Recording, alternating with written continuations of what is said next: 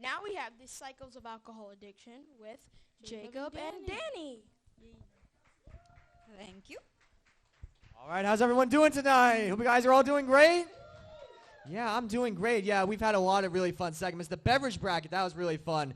I think it's the first time we've ever done a bracket at a monthly focus, and personally, I never thought water would make it to the championship. But yeah, I'm not complaining. Water's a great drink. What do you think about water making the finale? I would have thought. I mean, I personally would have gone with like root beer float as like out of all of those. But to each their own. Yeah, of course. For me, I thought it would be sweet tea. Yeah, I know. So everyone has their own opinion. But yeah, water, I guess, is the great equalizer. It's a neutral healthy. drink. Yeah. So now we're going to talk about another drink. And by drinking it, it incurs some risks and consequences. So, Danny, could you explain the cycle of alcohol addictions? What is that? I can explain that nicely. With the first one is alcohol is glamorized and socially accepted, which I don't think is that good.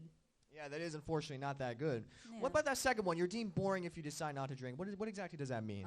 If you go to a party and you ain't drinking, you're boring, you're lame, you're not that fun. Yeah. And is it true that when you're stressed out, when you're feeling burned out or stressed out, is it true that you are sometimes you are encouraged to drink? Yeah. You can get encouraged when you're stressed out or anything by your friends to go to a bar, go somewhere where there's alcohol, let it loose. Yeah. I don't think that's fun. Yeah, it's definitely not. And unfortunately, if you or someone you know has children, that drinking habits can pass on to your kids. We all know that kids usually, especially younger ones, are kind of like copycats. Like especially if they look up to someone they love and trust and know very well, if they do something or say something and they like it, they often repeat it. And so during a drinking session, it's important to remember that it's very easy for drinks to add up one after the other. I mean, as it says here, drinks do add up. And sometimes, obviously, if you're drunk, you lose a lot of your senses and a lot of your cognition, so it gets hard to kind of count how many you've had. And Danny, what do you think about the second one? What are some good examples we could set to children regarding drinking less or not drinking at all? I can say that you can try not to drink in front of the children. Just at least try to go to a different area or dump them at your parents' house.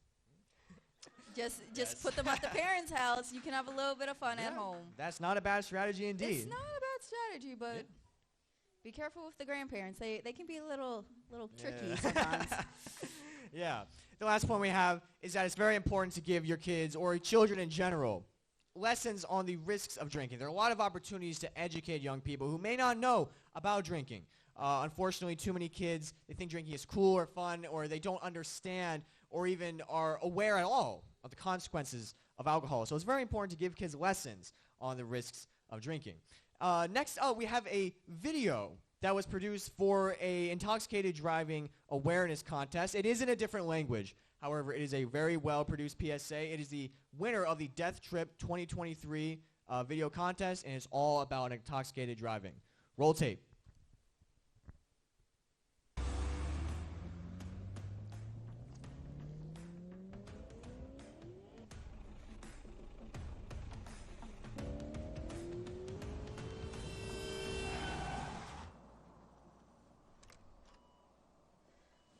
Slutt å være så barnslig! Hva er barnslig med dette?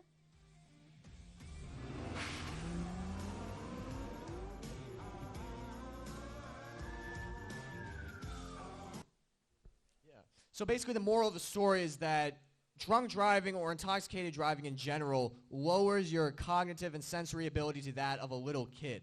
As you can see, that adult who would otherwise be performing and functioning normally has their abilities reduced to that of a small child. So I think that was actually a very well-produced PSA. Yeah, what do you think, Danny? I do as well. Plus, it also tells you don't take pills, don't smoke when you're in the car. It informs you about a lot of other things. That's absolutely correct. It's very important to be aware not only of drunk driving, but also intoxicated driving in all of its forms. So hope you guys enjoyed that segment. I'm Jacob. I'm Danny. And it's time to it's time to go back to the host. Yeah, let's hand it over to our host, Milan and Willow.